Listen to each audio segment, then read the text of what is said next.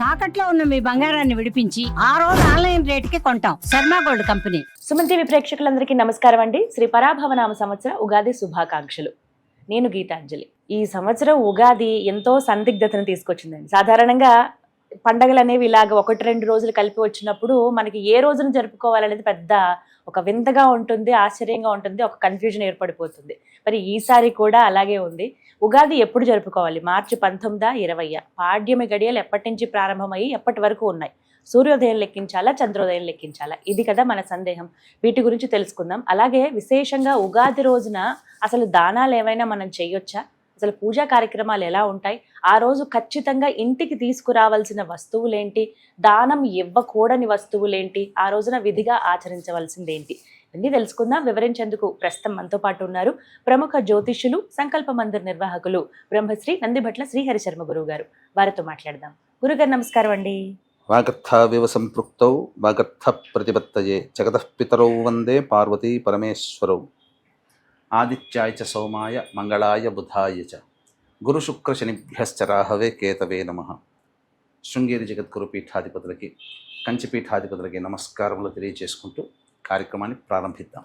గురుగారు, ముందుగా శ్రీ పరాభవనామ సంవత్సర ఉగాది శుభాకాంక్షలండి. మీకు, సిబ్బందికి, యాజమాన్యానికి, వీక్షిస్తున్నటువంటి మన సుమన్ టీవీ ప్రేక్షకులకు అందరికీ కూడా శ్రీ శ్రీ శ్రీ పరాభవనామ సంవత్సర యుగాది శుభాకాంక్షలు. గురుగారు, ఫస్ట్ క్వశ్చనే సందేహం. 19, 20 అంటే పాడ్యమి గడియలు ఎప్పటి నుంచి ప్రారంభమయ్యాయి? అమావాస్య ఎప్పటితో అయిపోతుంది? ఏ రోజున అసలు ఉగాదిగా మేము జరుపుకోవాలి? అవి తెలియచేయండి. వీక్షించేటువంటి మన సుమన్ టీవీ ప్రేక్షకులు కూడా చాలా మందికి ఉన్నటువంటి సందేహం. ఎందుకనంటే ఈ మధ్యకాలంలో అంటే మనకందరికీ కూడా సాధారణంగా తెలిసినటువంటిది ఏంటంటే సూర్యోదయానికి ఏ తిథి ఉంటే ఆ తిథినే మనం ప్రమాణంగా తీసుకుంటాం.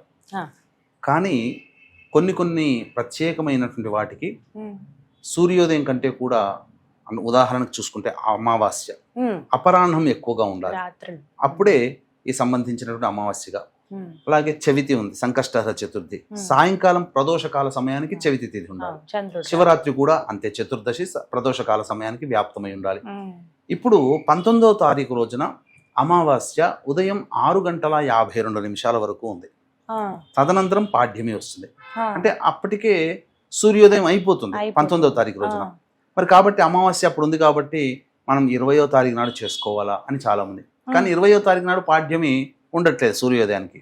అంటే 20వ తారీఖు తెల్లవారుజామున 4:51 పాడ్యం వెళ్ళిపోయి విధియ వస్తుంది. పైగా సూర్యోదయమైన దారభ్యత కనీసము 2 ముహూర్త కాలముల వరకు అయినప్పటికీ కూడా ఈ సంబంధించినటువంటి తిథి ఉండాలి. అప్పుడే మనం పరిగణించాలి. కొన్ని ప్రత్యేకంగా చెప్పబడి ఉంది. ఈ ప్రమాణం తీసుకున్న మనము ఉగాది అనేటువంటిది 19వ తారీఖు రోజునే జరుపుకోవాలి. ఇందులో సందేహం లేదు.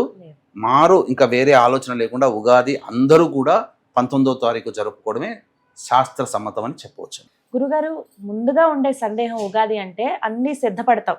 తెలుగువారి సంవత్సరాది మన పెద్ద పండుగ ఒక రకంగా చెప్పాలంటే. అంటే ఎక్కువ హడావిడి లేకపోయినా మనం ప్రధానంగా చేసుకునేది మొట్టమొదటిది కాబట్టి అంతా శుభ్రపరచుకుంటాం, అంతా చేసుకుంటాం.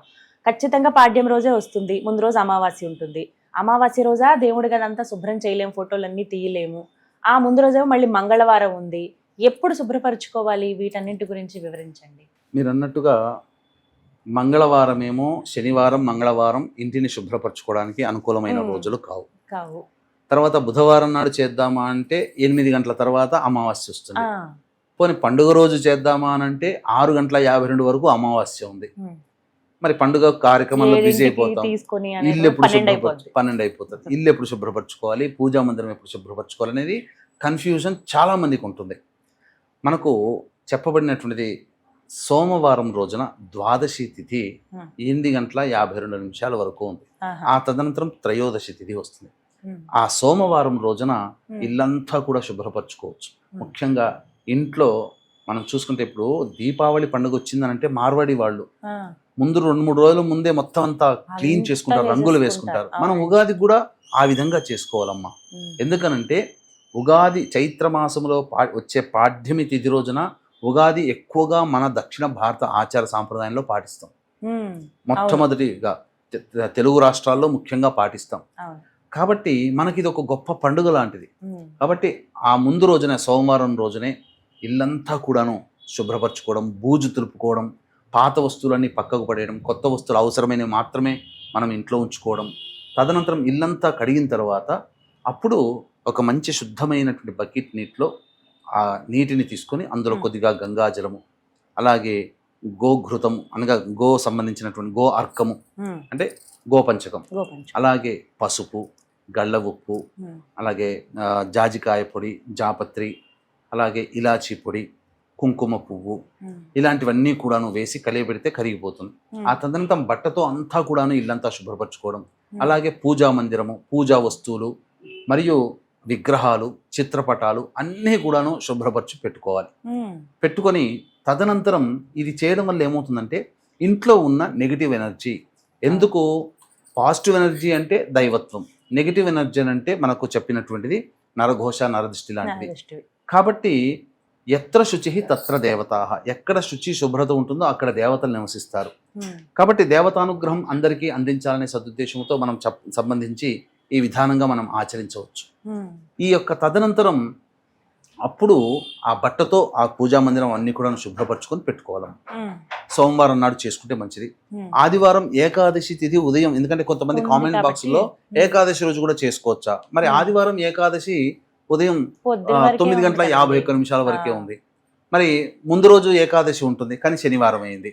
కాబట్టి సోమవారము త్రయోదశి తిథి చాలా శుభమైనటువంటి తిథి. ఆ విధంగా అప్పుడు చేయవచ్చునమ్మా. ఆ విధంగా చేసిన తర్వాత అప్పుడు ఇంట్లో నకారాత్మక శక్తి తొలగిపోవడం కోసం గుగ్గిలము, సాంబ్రాణి, అలాగే మైషాచి అని ఉంటుంది, అది కొద్దిగానే వేయాలి, లేకపోతే నల్లటి పొగ వచ్చేస్తుంది ఎక్కువగా వేస్తే. కాబట్టి కొద్దిగా మైషాచి 1%, అలాగే అంటే 10 గ్రాములు మైషాచి, 30 గ్రాములు గుగ్గిలము, 50 గ్రాములు సాంబ్రాణి, ఇవి వేసి మొత్తం ఇంట్లో గనక ధూపం వేసుకుంటే ఆ ఉన్నటువంటి నకారాత్మక శక్తి అంతా తొలగిపోతుంది. మళ్ళీ ఒక రోజు మళ్ళీ ఆ గురువారం రోజున 19వ తారీఖు రోజున మళ్ళీ ఇల్లంతా కూడా శుభ్రం చేసి మళ్ళీ ఇంకొకసారి ధూపం వేసుకొని మన దైనందిన కార్యక్రమాలన్నిటికీ జరిపించుకోవచ్చు. అలాగే వీక్షిస్తున్న ప్రేక్షకులు కూడా ఈ ఉగాది సందర్భంగా ఈ సంవత్సరం అంతా నవగ్రహాలు అనుకూలించాలి అనే సదుద్దేశంతో మన పీఠమాధ్వర్యంలో ఏప్రిల్ 1వ తారీఖు రోజున సాయంకాలం 6 గంటలకి ఈ నవగ్రహ పాశుపత హోమము, మృత్యుంజయ హోమము, రుద్ర హోమము, సుదర్శన హోమము, లక్ష్మీ మూలమంత్ర సంపుటిత లక్ష్మీ సూక్త హోమం జరిపించి శక్తిపాతం చేసినటువంటి కరుంగలి మాల ఇవ్వడం జరుగుతుంది. అవకాశం ఉన్నటువంటి వాళ్ళు ఈ యొక్క కార్యక్రమ తదనంతరం 1వ తారీఖు మధ్యాహ్నం 3 గంటల లోపల గోత్రనామాలు నమోదు చేసుకోవచ్చు. ఇక ఉగాది రోజున విధిగా ఆచరించవలసింది ఏమిటండి? నియమాలు, విధి విధానాలు తెలియచేయండి. ఉగాది రోజున ప్రధానంగా మనకందరికీ కూడా అంటే అన్ని మతాల వారికి కూడా ప్రత్యేకమైనటువంటి రోజు ఒకటి వస్తుంది. ఆ రోజున ప్రతి మతం వాళ్ళు చాలా, ఇప్పుడు అనేక మతాల్లో ఆ పండుగ రోజున చాలా సంతోషంగా ఆనందోత్సాహాలతో గడుపుతారు. అటువంటిది మనకు హిందూ సనాతన ధర్మ సాంప్రదాయంగా ఈ ఉగాది పండుగ రోజున మనం అన్ని విధాలుగా సంతోషంగా జరుపుకోవాలి. ముఖ్యంగా ఈ రోజున అందరూ కూడా తలంటు స్నానం అనేటువంటిది చేయాలమ్మా. కాబట్టి తైలాభ్యంగన స్నానం అనేటువంటిది పనికి వస్తుంది, అందులో సందేహం లేదు. నూనె, నువ్వుల నూనె, శనికి సంకేతం ఇలా ఎవ్వరు కూడా ఆలోచించకండి. మనకు శాస్త్రంలో నిర్ణయ సింధు ప్రకారము ఈ తైలాభ్యంగన స్నానం అనేటువంటిది చేయాలి. సూర్యోదయ పూర్వమే చేయవచ్చు. చేసిన తర్వాత అందరూ కూడా శుభ్రమైనటువంటి నూతన వస్త్రంలో ధరించాలి.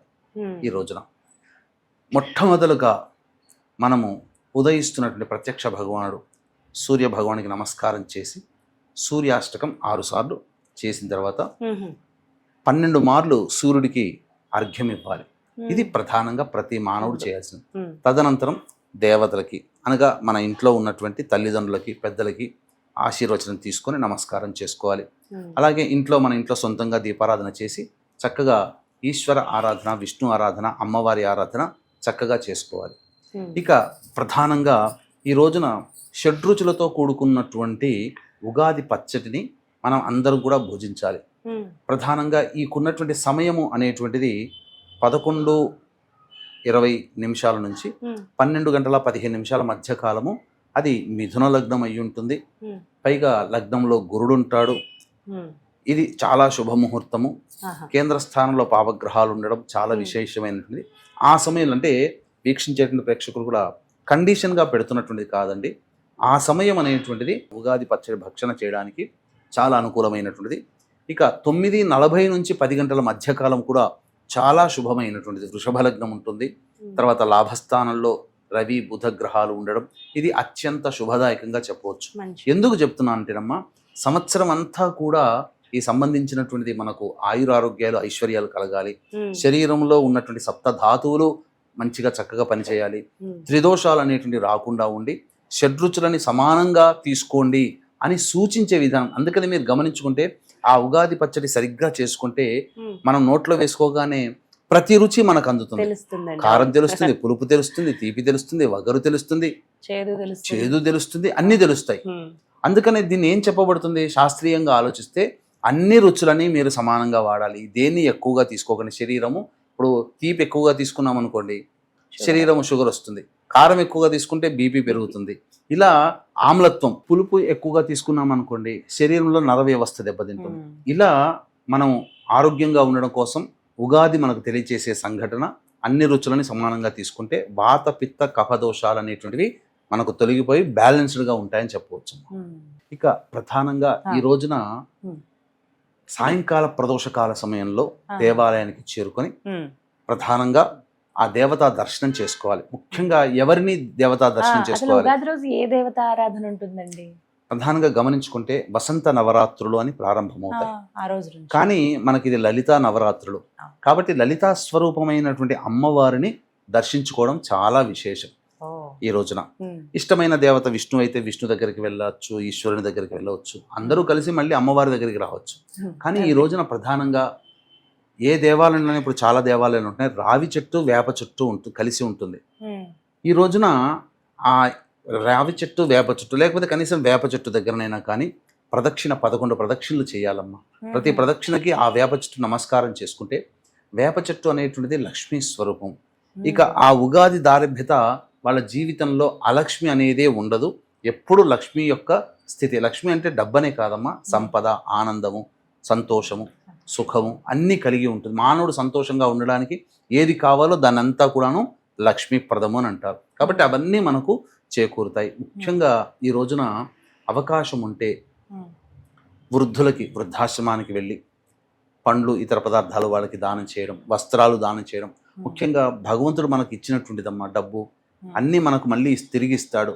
ఉన్నటువంటి మనసున్న మహానుభావులు ఈ రోజున ఎవరికైతే పేదవాళ్ళు ఉంటారో వాళ్ళకందరికీ కూడా వస్త్రదానం ఈరోజు చేసినట్లయితే భగవంతుడు చాలా సంతోషించి ఇంకా ఇంత మంచి మనసున్న వ్యక్తికి ఇంకా మనం మంచి చేయాలని చెప్పి ఆ శక్తిని మళ్ళీ మనకి ఇంకెక్కువగా ప్రసాదిస్తాడు. మళ్ళీ ఉగాది దాటిందంటే మళ్ళీ ఇంకో వచ్చే ఉగాది వరకు వేచి చూడాలి ఇటువంటి పుణ్యకార్యాలు చేయాలంటే. మరి ఇక దానాల గురించి ఖచ్చితంగా మాట్లాడుకోవాలి గురువుగారు. ఎటువంటి వస్తువులు ఈ రోజున దానం చెయ్యాలి, ఏవి చెయ్యకూడదో కూడా వివరించండి. లక్ష్మీప్రదమైనటువంటి వస్తువులని దానం చేయకూడదు. అంటే ఏవండి? అంటే మిల్క్ ఆఫర్ చేస్తారు, పాలను దానం చేయకూడదు. అలాగే పెరుగన్నము, మరి వెండి, అలాగే చీపురు కట్ట, డబ్బుని ఎవరికి కూడాను ఇవ్వకూడదు ఆ రోజు. ఎందుకంటే మన చేతి మించి వెళ్ళిపోతుంది కదమ్మా, సెంటిమెంట్ గానైనా. కాకపోతే వస్తు రూపేణ ఏదైనా ఒక వ్యక్తి సంతోషపడడం కోసం వస్తు రూపేణ ఇవ్వవచ్చు, బట్టలు దానం చేయవచ్చు. అలాగే ఆ వ్యక్తికి సంతోషంగా ఉండడం కోసం ఒక చక్కగా పుస్తక దానం చేయవచ్చు, కలం దానం చేయవచ్చు చదువుకోవడానికి, అన్నదానం చేయవచ్చు, అన్నదానం చేయవచ్చు. కానీ మనకు ప్రత్యేకంగా పెరుగు అనేటువంటిది లక్ష్మీప్రదం కాబట్టి కేవలం పాల సంబంధమైనటువంటి ఉత్పత్తుల్ని మనం ఇవ్వకూడదు. అది ఆ దానం చేయకుండా ఉంటే చాలా. మరి ఉగాది రోజున ఖచ్చితంగా ఇంటికి తీసుకురావాల్సిన వస్తువులు ఏంటండి? ప్రధానంగా ఈ యొక్క ఉగాది రోజున ఇంటికి తీసుకురాగాల్సినటువంటి వస్తువుల్లో మనకు చెప్పబడినటువంటిది ఈ సంబంధించినటువంటి సమయం చాలా ఇంపార్టెంట్. శుక్రహోర చాలా ప్రధానమైనటువంటిది. 9:37 వరకు దుర్ముహూర్తం ఉన్నటువంటి కారణం చేత, అంటే 9 to 10 శుక్రహోర ఉంటుంది. 9:40 నుంచి 10 గంటల మధ్యకాలం. ఈ సమయంలో గళ్ళ ఉప్పు, పసుపు, అలాగే చీపురు కట్ట, గోమతి చక్రాలు, లక్ష్మీ గవ్వలు, ఇవన్నీ కూడా దక్షిణావృత శంఖము, ఇవన్నీ కూడా మన ఇంటికి తీసుకురావచ్చు. ఇవి తీసుకొని రావచ్చు. అంతేకాకుండా ఈ రోజున అస్సలు తీసుకురాకూడని వస్తువులు కూడా కొన్ని ఉన్నాయి. అంటే పింగాణి పాత్రలు, సీసము పాత్రలు, ముఖ్యంగా ఇనుము సంబంధమైనటువంటిది. వీక్షించేటువంటి మన సుమన్ టీవీ ప్రేక్షకులు కూడా చాలా మంది ఈ రోజున కొత్త బండి కొనుక్కుంటే సెంటిమెంట్ గా ఉగాది అనుకుంటారు. మరి అది కూడా ఇనుమే కదమ్మా. కాబట్టి అటువంటివి తెచ్చుకోవద్దండి. తీసుకురాకూడదు. ఆడవాళ్ళు ముఖ్యంగా షాప్లోకి వెళ్ళి కొన్ని క్లిప్స్ బటన్స్ కొనుక్కుంటుంటారు, అవి కూడా ఇనుమే, తెచ్చుకోవద్దంటారు తెచ్చుకోకూడదు. ఆ రోజు. ఆ రోజు వరకు ఇనుము సంబంధమైన వస్తువులు తీసుకురాకూడదు. ఎందుకంటే వైరం వస్తుంది. ఇంట్లో కత్తెరలు కొనుక్కొస్తుంటారు కొంతమంది, అవన్నీ కూడా వైరాన్ని సూచిస్తాయి. కాబట్టి మనము ఈ యొక్క ఉగాది రోజున ప్రశాంతంగా ఆనందంగా జీవించడానికి మార్గం సుగమం చేసుకోవాలి. కానీ మనకు తెలియకుండా కొన్ని వస్తువులు, ముఖ్యంగా నూనె లాంటి పదార్థాలు కూడా కొనుక్కురాకూడదు. శని సంబంధమైనటువంటి పాదరక్షలు, ఇవన్నీ శని సంబంధమైనటువంటి వస్తువులు. ముఖ్యంగా నల్ల వస్తువులు తీసుకురాకూడదు. నల్ల వస్త్రములని ధరించకూడదు. ఈ రోజున సెంటిమెంట్ రంగు ప్రధానం అండి? ప్రధానంగా ఉగాది రోజున అన్నప్పుడు శ్వేత వస్త్రం చాలా ప్రధానము. అలాగే సంబంధించినటువంటి ఎరుపు వస్త్రము కానీ పసుపు వస్త్రము కానీ ఇవన్నీ కూడా చాలా, ఆకుపచ్చ, ఇవన్నీ శోభాయమానంగా ఉండేటువంటి రంగులు. అందులో శ్వేత వస్త్రం, తెలుపు రంగు చాలా విశిష్టమని చెప్పవచ్చు. గురుగారు, ఇక ఖచ్చితంగా మాట్లాడుకోవాల్సింది పంచాంగ శ్రవణం గురించి. అంటే ఆ రోజున ఖచ్చితంగా వినాలా, వింటే ఏ సమయానికి వినాలి, వీటి గురించి చెప్పండి. ముఖ్యంగా పంచాంగ శ్రవణం అనేటువంటిది ఉగాది రోజునే మనం చేసేసేమన్నమా, వినాలి, ఖచ్చితంగా వినాలి. ఎందుకనంటే ఆ రోజు దారభ్యత మనకు సంబంధించిన ప్రతి రాశిలో జన్మించినటువంటి వాళ్ళకి మంచి చెడు ఎప్పుడు జరుగుతుంది, దేశకాలమాన పరిస్థితులు ఎలా ఉన్నాయి, ప్రకృతి వైపరీత్యాలు, ఇలా వీటన్నిటి గురించి ఒక అవగాహన వస్తుంది. ఈ సంవత్సరం మీద ఒక అవగాహన వస్తుంది కాబట్టి ముందుగానే మనం మానసికంగా ప్రిపేర్ అవుతాము.